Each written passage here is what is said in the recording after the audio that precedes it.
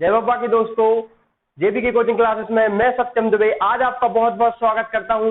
दोस्तों हम पढ़ रहे हैं एमपी, ठीक है ना दोस्तों। कल तक की वीडियो में हमने देख ली थी मध्य प्रदेश की अवस्थिति। आज हम देखने वाले हैं मध्य प्रदेश का प्राकृतिक विभाजन या किन आधार पर हमारे मध्य प्रदेश का प्राकृतिक बंटवारा किया गया है दोस्तों, ठीक है ना। तो हम प्रारंभ कर रहे हैं आज की क्लास मध्य प्रदेश का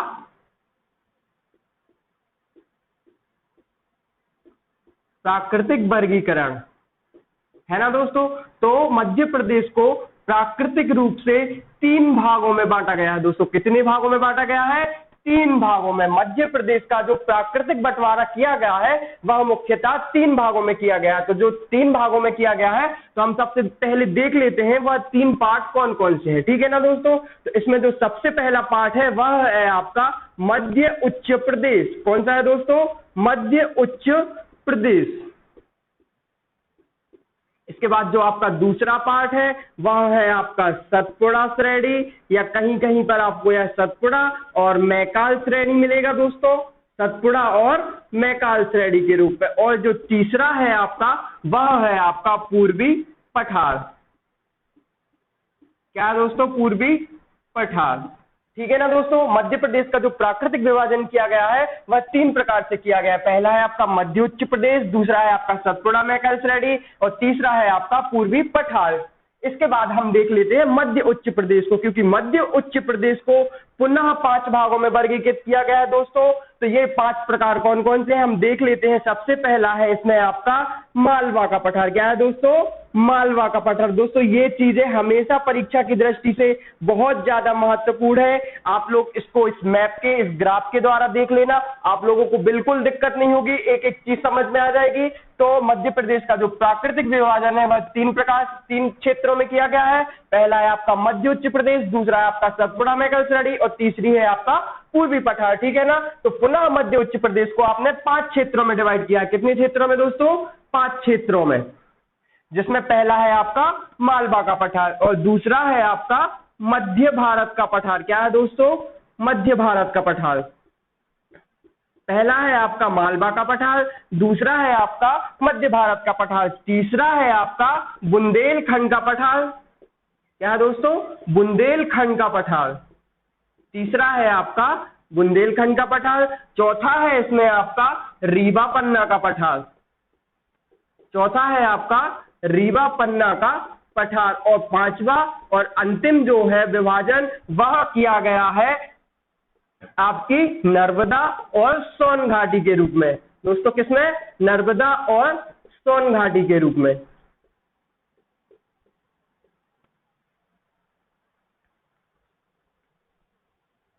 ठीक है ना दोस्तों।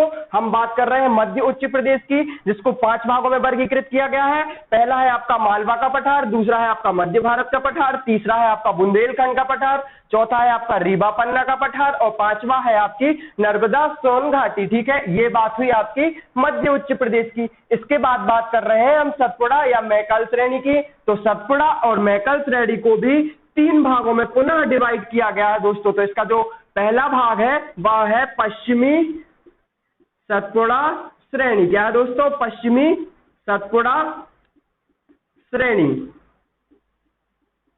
इसके बाद दूसरी है आपकी पूर्वी सतपुड़ा श्रेणी। क्या है दोस्तों? पूर्वी सतपुड़ा श्रेणी। हम पढ़ रहे हैं सतपुड़ा या मैकाल श्रेणी, जिसको 3 भागों में विभाजित किया गया है। पहली है आपकी पश्चिमी सतपुड़ा श्रेणी, दूसरी है आपकी पूर्वी सतपुड़ा श्रेणी और तीसरी और जो आखिरी है वह है आपकी मैकाल श्रेणी या मैकाल का पठार दोस्तों। यह आपको कहीं कहीं पठार लिखा मिलेगा और कहीं मिलेगी आपको मैकाल श्रेणी, ठीक है ना दोस्तों। हम पढ़ रहे हैं मध्य प्रदेश का प्राकृतिक विभाजन जो 3 भागों में मिलता है, मध्य उच्च प्रदेश, सतपुड़ा मैकाल श्रेणी और पूर्वी पठार के रूप में, है ना। तो हमने सबसे पहले मध्य उच्च प्रदेश को 5 भागों में विभाजित करके रखा है, ठीक है ना। तो मध्य उच्च प्रदेश का जो पहला क्षेत्र है वह है आपका मालवा का पठार, दूसरा है आपका मध्य भारत का पठार, तीसरा है आपका बुंदेलखंड का पठार, चौथा है आपका रीवा पन्ना का पठार और 5वां है आपका नर्मदा सोन घाटी, ठीक है। इसके बाद बात करते हैं हम सेकंड पार्ट की। तो सेकंड पार्ट है आपका सतपुड़ा मैकाल श्रेणी, जिसको पुनः 3 भागों में डिवाइड किया गया है दोस्तों।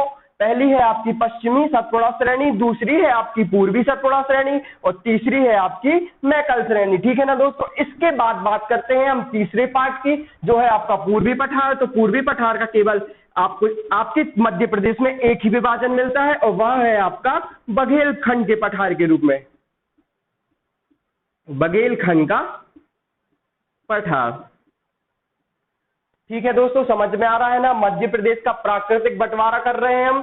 इसको हमने मुख्यतः 3 क्षेत्रों में पहले विभाजित किया है। आपका यह हो गया एक, ये हो गया आपका दूसरा और ये हो गया आपका तीसरा। पहला है आपका मध्य उच्च प्रदेश, दूसरी है आपकी सतपुड़ा मैकल श्रेणी और तीसरी है आपका पूर्वी पठार, है ना। तो मध्य उत्तर प्रदेश का जो क्षेत्र है वह आपका मालवा का पठार, दूसरा है आपका मध्य भारत का बुंदेलखंड का पठार, रीवा पन्ना का पठार और पांचवा है आपका नर्मदा सोन घाटी। इसके बाद बात कर रहे हैं हम सतपुड़ा मैकल श्रेणी की, जो 3 भागों में डिवाइड है। पहली है आपकी पश्चिमी सतपुड़ा श्रेणी जो इस क्षेत्र में फैली हुई है, दूसरी है आपकी पूर्वी सतपुड़ा श्रेणी जो बुरहानपुर घाटी के बाद फैली हुई है और तीसरी है आपका मैकल का पठार या मैकल श्रेणी जो यहाँ पर आपके अनूपपुर वाले क्षेत्र में फैली हुई है। ठीक है, इसके बाद बात कर रहे हैं हम पूर्वी पठार की, जो बघेलखंड का पठार है ना दोस्तों, यह आपके उत्तर प्रदेश, छत्तीसगढ़, बिहार और उड़ीसा से लगे वाले क्षेत्रों में है। इसका कुछ या पश्चिमी क्षेत्र ही हमारे मध्य प्रदेश को स्पर्श कर रहा होता है दोस्तों। ठीक है ना, ये आपका बुंदेलखंड का पठार है, ये आपका बघेलखंड का पठार है। ठीक है दोस्तों, समझ में आ रहा है ना ये चीज।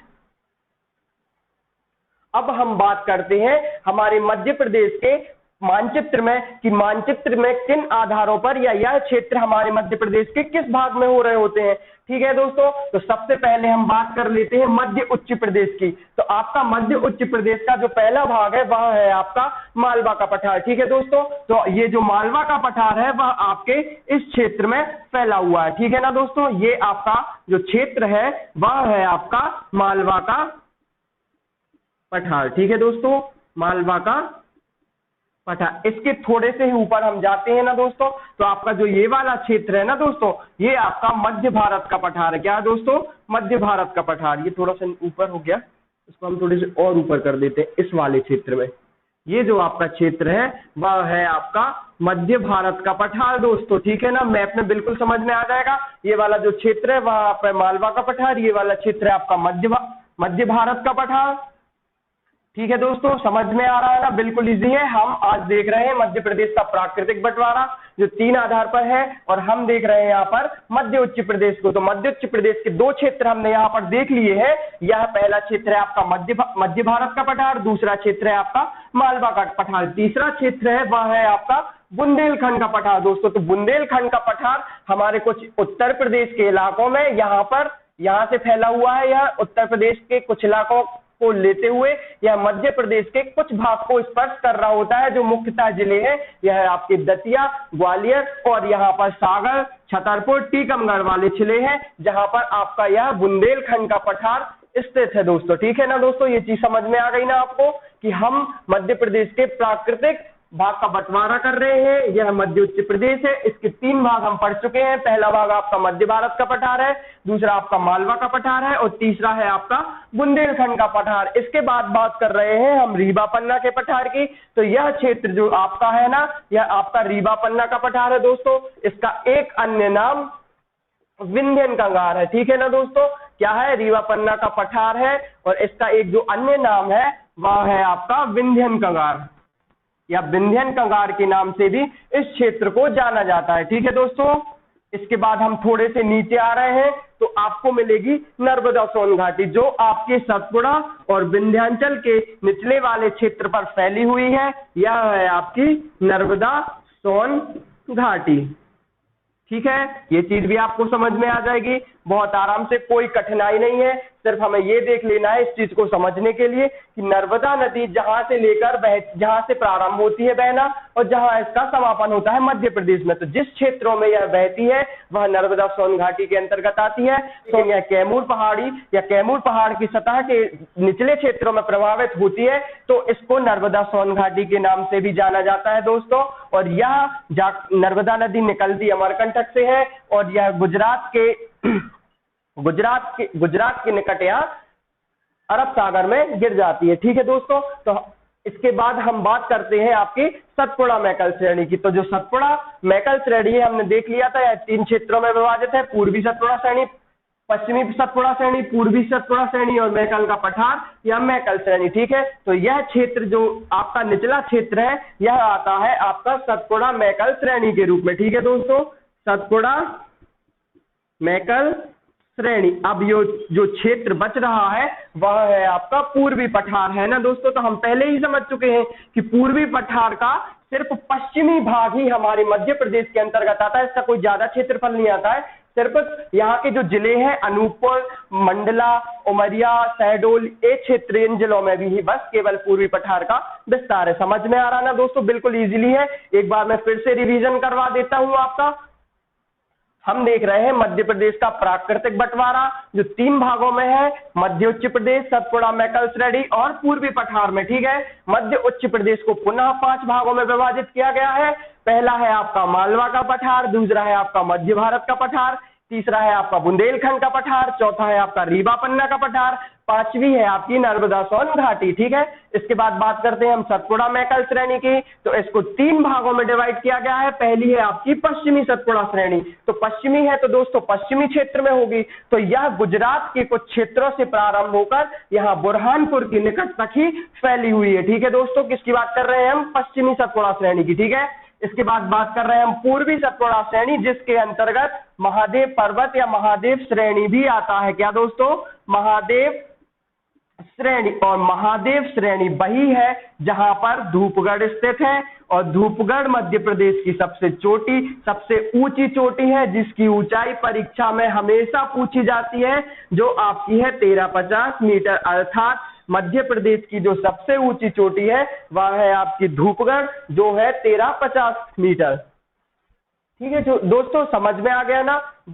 हम बात कर रहे थे पूर्वी सतपुड़ा श्रेणी की, जिसके अंतर्गत आती है महादेव श्रेणी। महादेव श्रेणी पर ही स्थित है धूपगढ़, और धूपगढ़ की जो ऊंचाई है वह 1350 मीटर, जो मध्य प्रदेश की सबसे ऊंची चोटी है। इसके बाद बात करते हैं हम मैकल पठार या मैकल श्रेणी की। ठीक है ना, तो यह पूर्वी क्षेत्र में फैली हुई है, यह कटी फटी है, और यहाँ पर ज्यादा ऊंचे ऊंचे पठार या पर्वत श्रेणियां पाई जाती हैं। ठीक है दोस्तों, तो आप देख रहे हैं मध्य प्रदेश का प्राकृतिक विभाजन। दोस्तों इसका एक बार आप स्क्रीनशॉट लेना चाहें तो आप इसका स्क्रीनशॉट भी ले सकते हैं। इसके बाद हम बात कर रहे हैं मालवा के पठार की। ठीक है दोस्तों, तो आपके मालवा के पठार की जो जलवायु है वह उष्ण कटिबंधीय मानसूनी जलवायु है।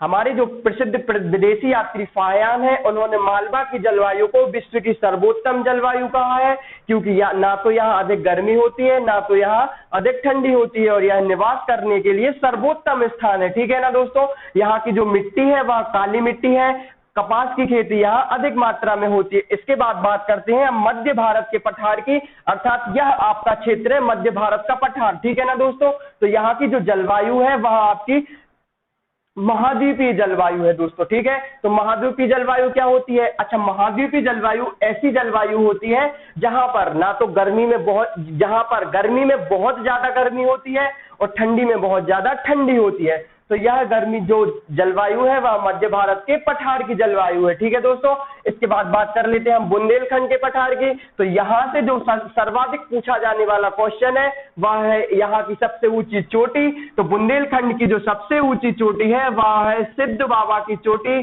दोस्तों क्या है? सिद्ध बाबा की चोटी, जो आपके छतरपुर और टीकमगढ़ की बॉर्डर पर स्थित है, वह है आपकी सिद्ध बाबा की चोटी। ठीक है दोस्तों, इसके बाद बात कर लेते हैं हम रीवा पन्ना के पठार की। यहाँ का जो पठार है या यह जो क्षेत्र है, यहाँ पर सीमेंट की सबसे ज्यादा फैक्ट्री या सीमेंट की उत्पादकता या चूना पत्थर की उत्पादकता सर्वाधिक है। ठीक है ना, तो आपको मध्य प्रदेश की जो सर्वाधिक सीमेंट फैक्ट्रियां हैं वह आपको इस पठार के अंतर्गत ही मिलेंगी। अब हम बात करते हैं नर्मदा सोन घाटी की। आपकी जो नर्मदा सोन घाटी है वह आपके विंध्याचल पर्वत और सतपुड़ा पर्वत के निचला हिस्सा है, अर्थात नीची घाटी है। यहाँ पर नर्मदा नदी और इसकी सहायक नदियां प्रवाहित होती हैं। ठीक है दोस्तों, नर्मदा नदी और इसकी सहायक नदियां जैसे बनास, गोपद है ना, ये यहाँ से प्रभावित हो रही होती है। तो यह जो क्षेत्र है ना दोस्तों, यहाँ फसलों के लिए बहुत उपजाऊ क्षेत्र है, क्योंकि यहाँ पर जल की पर्याप्त उपलब्धता है और यहाँ पर सर्वाधिक मात्रा में गेहूं की फसल उगाई जाती है। ठीक है दोस्तों, आपने सतपुड़ा श्रेणी देख ही ली है, तो आपको ये चीज समझ में आ गई होगी। इसके बाद हम बात करते हैं पूर्वी पठार की। आपका जो पूर्वी पठार का केवल पश्चिमी क्षेत्र ही हमारे मध्य प्रदेश को स्पर्श कर रहा होता है। दो जिले हैं, वह है अनूपपुर, शहडोल, उमरिया, मंडला, डिंडौरी आदि। ठीक है दोस्तों, समझ में आ गया ना दोस्तों मध्य प्रदेश का प्राकृतिक बंटवारा कैसे हुआ है? बिल्कुल इजीली है, आप इसका एक स्क्रीनशॉट ले लीजिएगा। इसके बाद हम जब डिटेल में पढ़ेंगे ना, तो इसकी एक एक चीज पढ़ेंगे। अभी इतना काफी है, जितना मैंने बताया वहां आप देख लेना, आप परीक्षा की दृष्टि से सुटेबल है। दोस्तों घर पे रहिए, पढ़ते रहिए और हम छोटी से छोटी चीज आप तक पहुंचाएंगे। और एक जरूरी बात दोस्तों, इतना प्यार देने के लिए धन्यवाद। और हमारे चैनल को प्लीज आप लोग सब्सक्राइब कर लीजिएगा, ताकि हमारे वीडियो आप तक आसानी से पहुंच जाए। और उसके बाजू में जो बेल आइकॉन दिया है ना दोस्तों, उसको जरूर दबाइए, ताकि हर वीडियो का नोटिफिकेशन आप तक पहुंच जाए। दोस्तों घर पे रहिए, पढ़ते रहिए, मिलते हैं कल अगली वीडियो में। जय बब्बा के दोस्तों।